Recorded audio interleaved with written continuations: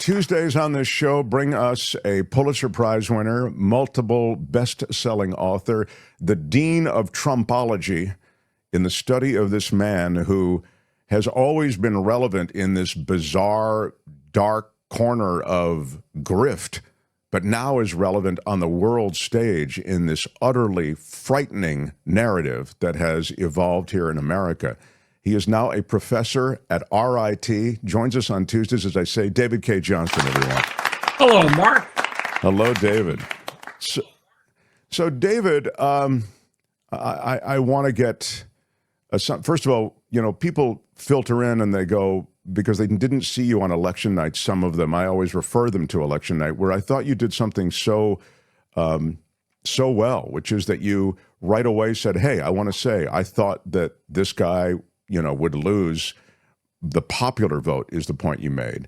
And then you kind of deconstructed how he didn't lose the popular vote, but you owned it right away, I guess is my point. But can you kind of summarize it again for people who may just, Look, I said on your show and many other forums that Kamala Harris would win by 10 million popular votes. She might win by 15 million, but 10 million for sure. And that what was not certain was whether she would win the Electoral College. And it turns out that she didn't. Now, the number of people who voted in 2024 is very significant to what happened. For every presidential election back to George Washington, the real winner didn't bother to vote. In 2024, we have all the vote counting isn't done yet, but it looks like 13 million fewer votes than in 2020. Now, when people don't vote, there are basically two reasons for that. One is they don't care about voting at all, period. They don't see themselves as participants in a democracy. But there's also people who stay home because they're happy with the status quo. And we won't know for a while how many of the people who didn't turn out to vote just assumed Kamala Harris would win and stayed home. But now that the Republicans have, it looks like a trifecta. I mean, it's not fully settled yet, but I think they're going to control the House. Whatever happens in the next 2 years, they can only blame on themselves. They will try to blame it on deep state bureaucrats who stood in our way and terrible news organizations that say untrue things about our great leader. But the fact is, controlling the White House, the Senate, the House, and the Supreme Court, they should be able to do anything they want. And it'll be interesting to see, because that should mean that in 2 years, they either strengthen their majorities because their policies have turned out to be terrific, or they get a huge backlash. Let me just ask you about the vote, and then I want to talk about some of those policies and the wedge issues that likely might have turned the vote. Do you believe the vote was legitimate, David? Oh, of course it was. Okay. Yeah, and I'm not surprised that we are seeing people who are in the center and on the left saying, well, there must have been some Trump rigging of the vote. Dr. Bandy Lee, who was a tenured member of the Yale Medical School faculty, where she's a psychiatrist, had spent her career studying how the mental illness of someone who's a leader, whether it's a leader in a household or a town or the whole United States, can transfer their mental illness to followers and to believers. And she was fired by Yale because, in their view, she had diagnosed Trump improperly. And for 7 years, DC Report was the only place that would publish her. We published, I think, about 40 articles either by Bandy or about Bandy. And of course, many other psychiatric and psychological officials have come forward to describe Donald's mental illness in very clear detail and with good evidence. And I don't think you have to be a psychiatrist to detect whether someone is, in the vernacular, crazy. Right. We've all met people, maybe strangers on the street who we were uncomfortable with, or bosses we've worked for who they're nuts. They don't live in the real world. They live in this fantasy world. so I'm not surprised that this infection-like spread of Donald's mental illness is now affecting people who are opposed to Donald. That's an absolutely predictable result.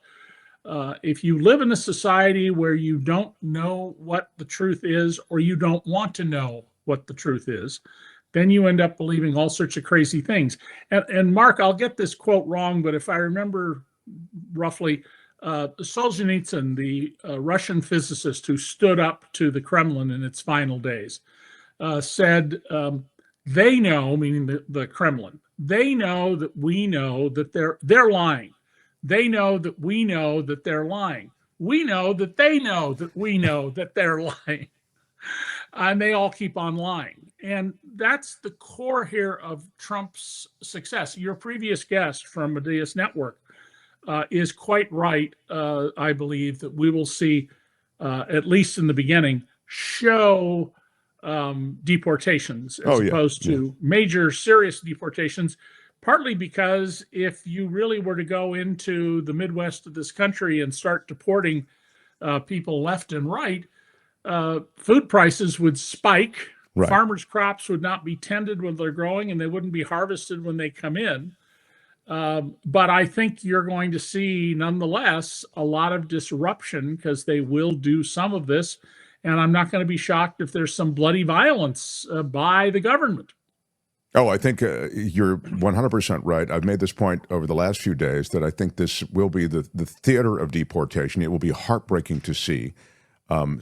Some we may delight in it in almost a ghoulish way, but it is impossible for this guy, Trump, and whomever he's put around him to deport Americans or those who are here illegally in America, I should say. Right. It's impossible with the existing infrastructure. Even if you were to double or triple or quadruple the infrastructure, it wouldn't work, and it would bankrupt the country in even greater ways than we were. Well, there's two other costs, Mark, and I haven't seen anybody write about this yet. So I guess I'll do a piece at DC Report about this. As best I can tell from the estimates by Pew Research and others who work on this, there are about 3.8 million American children, citizens of the United States, who one or both of their parents are in the country without permission and therefore subject to deportation. Well, let's assume you deported everybody, as Trump claims he's going to do. Those children their parents could choose to take them back with them to wherever they're going. The danger if they do that is they'll never get back in the country unless they have passports, and most minors do not have passports. But more significantly, they'll be put into the system.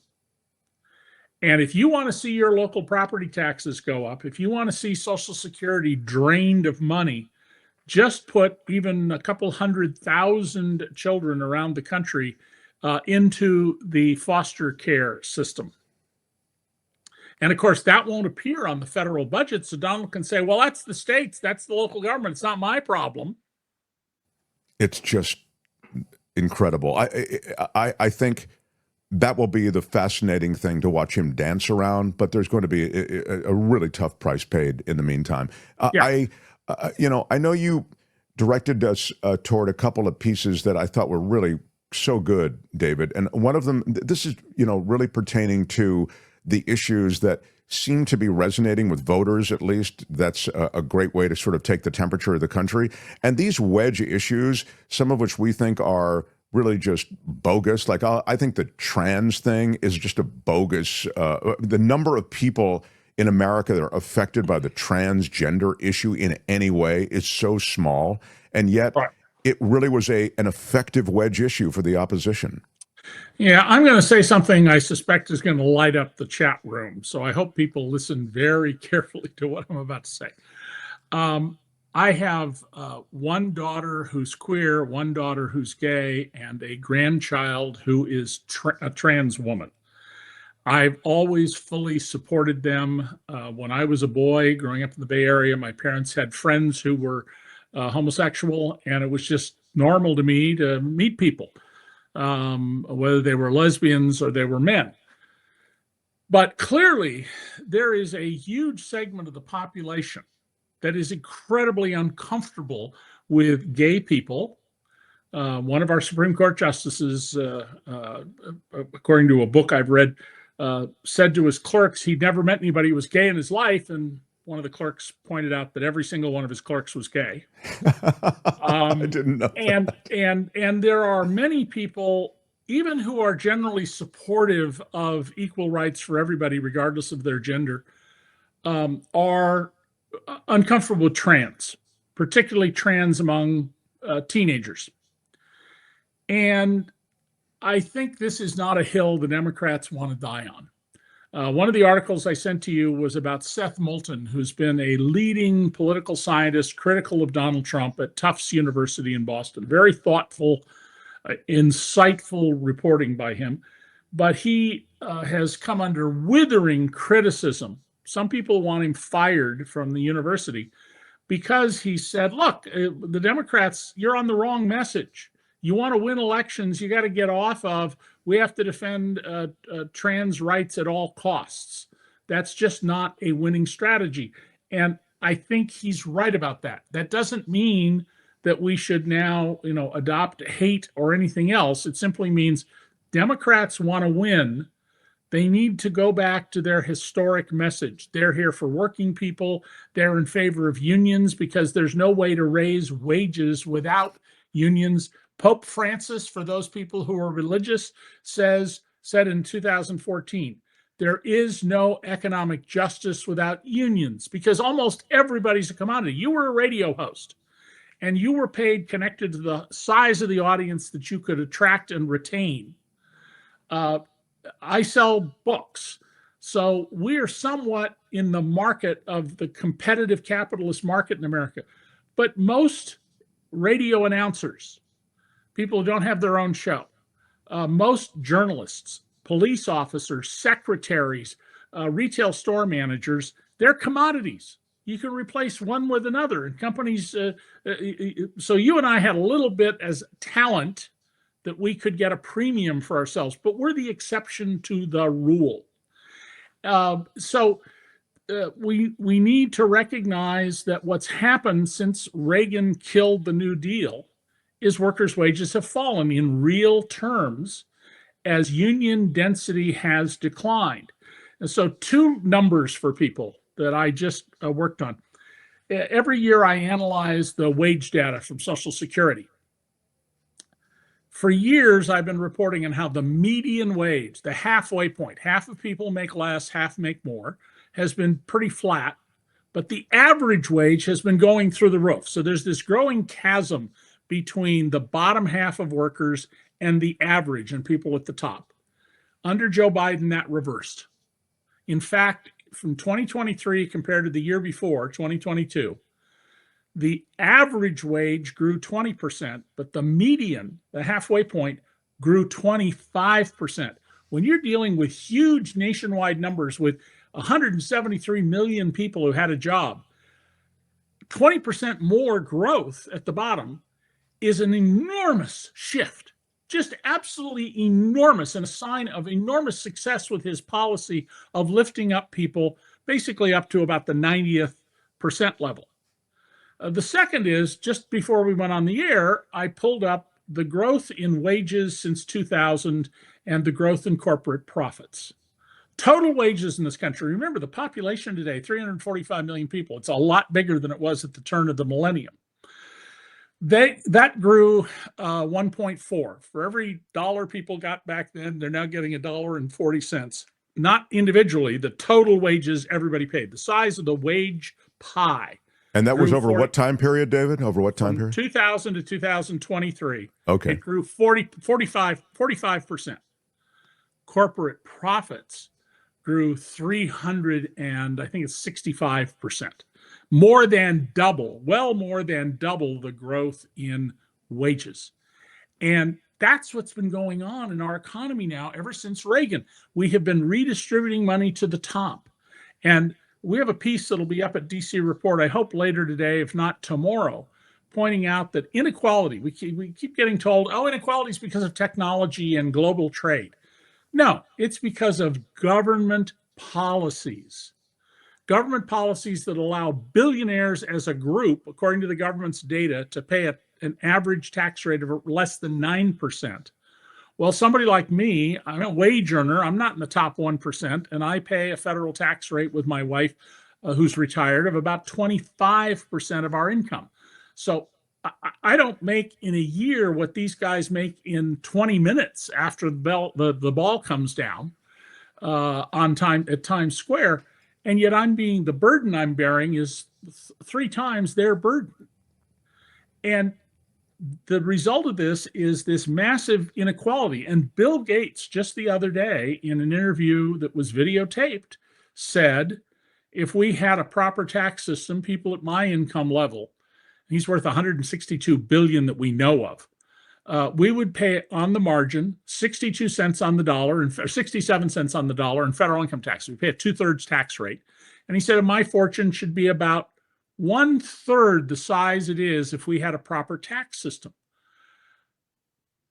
Yet, oh no, we have to cut Donald Trump. We have to cut taxes for the super rich. People like Elon Musk who pay 0 taxes. That's too much. And people need to recognize, and this is the point of the piece we're going to put up soon, is we need to stop excusing the public policy people, the congressmen, the senators, the judges, the president of the United States, for our inequality. Inequality is a choice. It is a choice made by our elected representatives, and they are choosing to, through all these mechanisms I've exposed in my books, particularly free lunch, allowed these companies to silently reach into your pocket and take money out. And if you can just get 1 penny a day from everybody in America at the end of the year, you'll have more than $1.3 billion. I mean, just calculate it, put it in the spreadsheet, 365 days, 345 million people, a penny a day.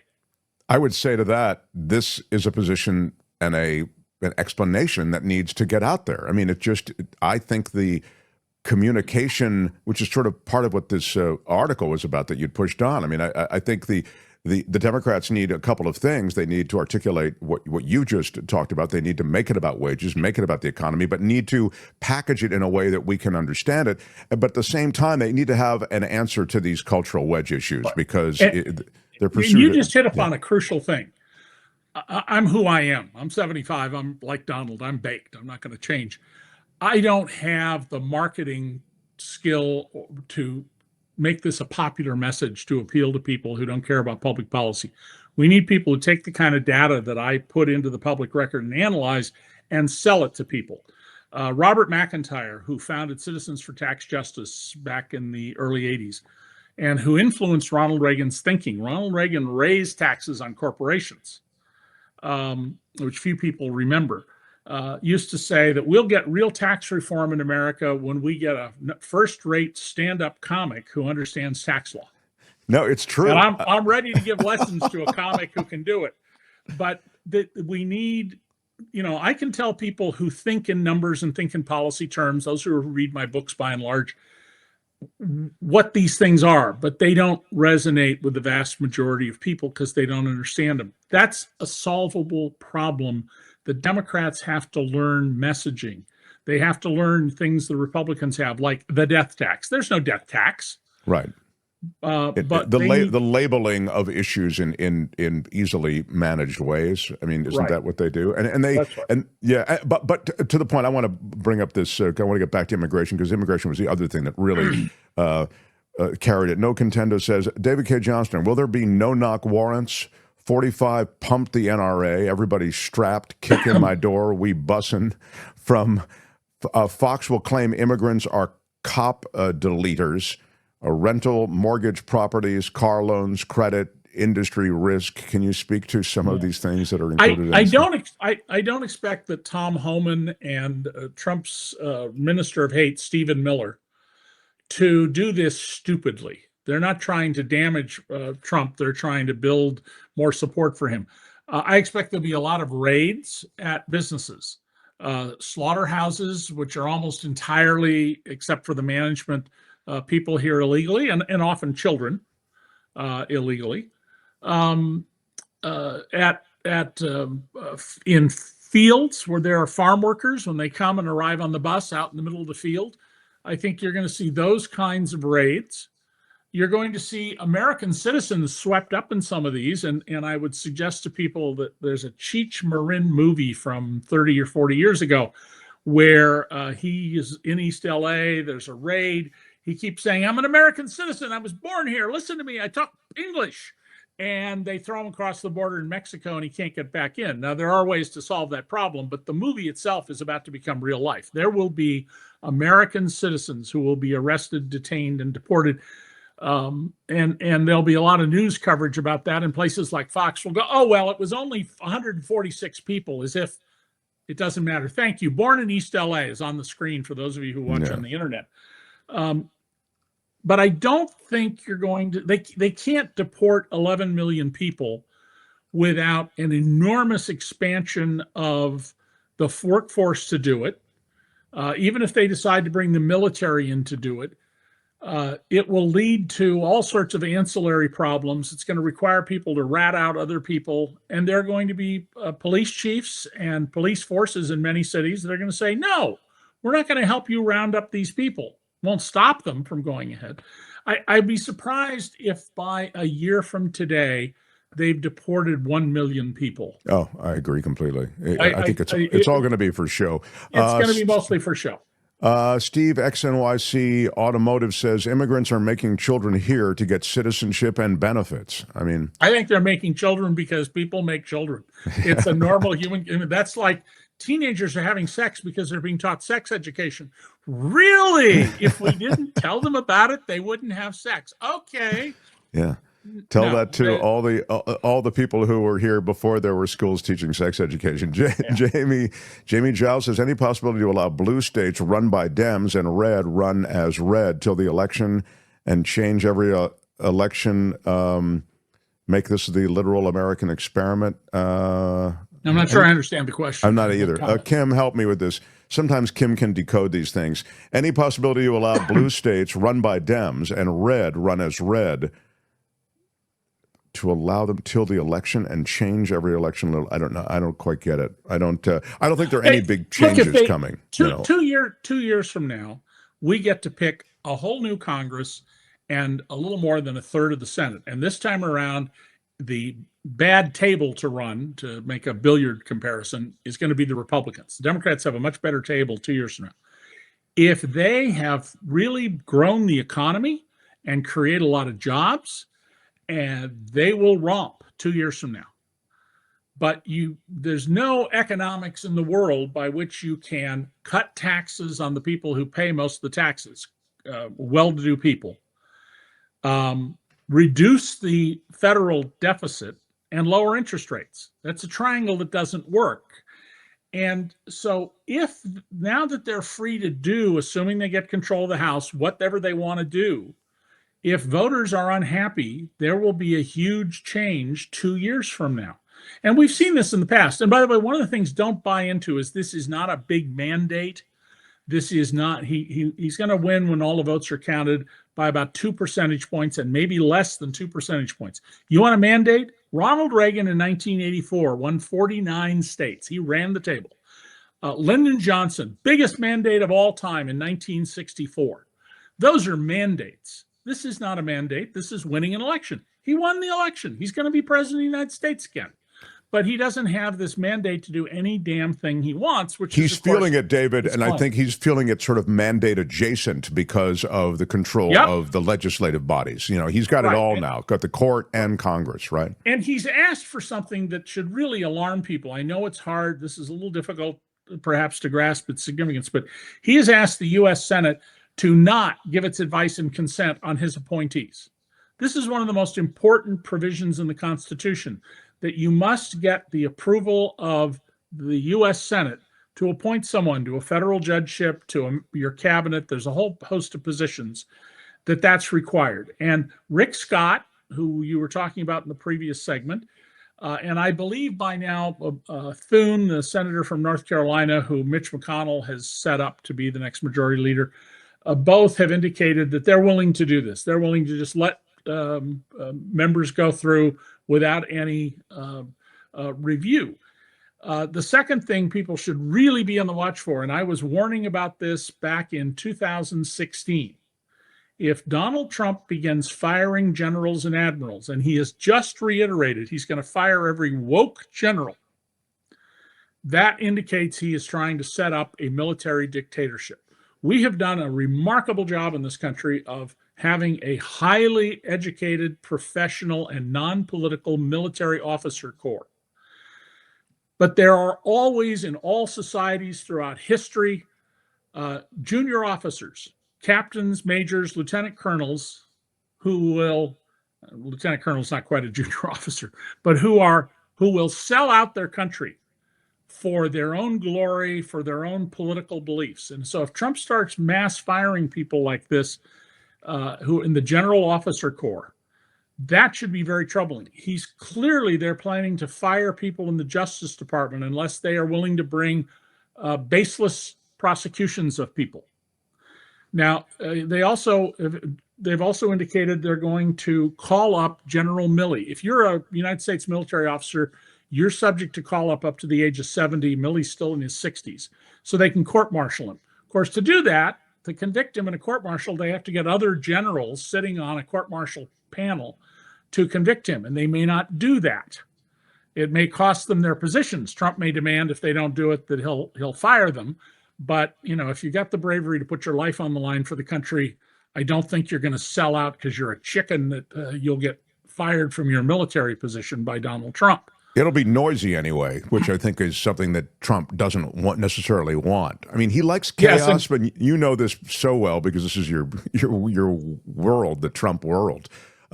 He likes chaos, but I don't know that he likes to be the guy who looks like he's breaking too many things, right? No, that's right. No, Donald, at the end of the day, Donald isn't smart. He's appallingly ignorant, but he's very feral. And he knows when he's getting cornered. He knows when he's at risk that something bad will happen to him.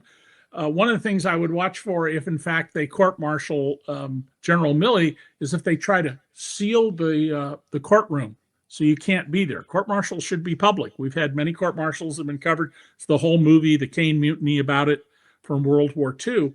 It should be a public court-martial. But watch, they may well try to say, "Oh, deep national security secrets. We can't disclose this." And before we go, I got one other thing I just wanted to get across. If I can. You first, and then I've got a question from the chat for you. On the 26th, Donald Trump is up for sentencing before Judge Marchand on the 34 felonies. I think it's very clear from talking to other people, including a guest of yours the night of the election, David Katz. I think that was his name, David Katz, the lawyer. Right. Yeah. Former that Judge Marchand is not going to put Donald Trump in prison. There's a supremacy issue. What I hope he does, because a prison sentence is absolutely warranted because of Trump spitting in the face of law enforcement and denouncing the process, is that he announces that he's sentencing Trump to 3 years in prison, something like that, and then says he's suspending the sentence until Trump is no longer in office, which means he'll never serve, because by the time, assuming he leaves at the end of his second term, and he doesn't, as he said recently, I never should have left in 2020, exactly as I predicted back in 2015. I hope the judge does not walk away from it. I hope he says that the actions in this matter predate his becoming president. The immunity decision of the U.S. Supreme Court doesn't apply. And you're sentenced here to 3 years in prison, but that sentence is held in abeyance until you are no longer president. That would be the optimal outcome. I don't think it'll happen, but I think that would be the optimal outcome. This is interesting. Delay. What was that, Kim, that you just put up there? A New York judge is delaying his decision on whether to set aside President-elect Trump's hush money thoughts. So that's going to be, is it the 26th, as you said? 26th was the scheduled date, and the legal pressure is clearly on Judge Marchand to let Trump off the hook. Sure. And I'm sorry, we are not a nation of men. All people are supposed to be equal between the law. The President of the United States, justice says, can't be prosecuted while he's president. Well, he was prosecuted when he wasn't president for acts before he was president, almost entirely, and he should be held to account just like you and me. But the saddest thing, of course, is that the documents case, which would have really been, I think, unsurvivable for him, Absolutely. If it went to never will- trial, he was. There's no way. he Never could will see the survive. light of day. Yeah. Evelyn, as we close out with David K. Johnston, I work in a children's hospital ER in Texas, she says. Starting on November 1st, by executive order of the governor, all emergency rooms are required to ask legal status of immigrants upon admission. Wow. Now, Show me can- your papers. Welcome Yeah. to South Africa, United States version. Wow. It's disturbing in the extreme. We got to wrap up. David, you're so generous with your time. Love talking to you. You can find David's writings across the world of the internet, but at dcreport.org most especially.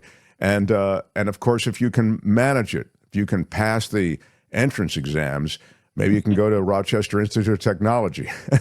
That's where you'll find him as a professor, and you'll find him here on Tuesdays.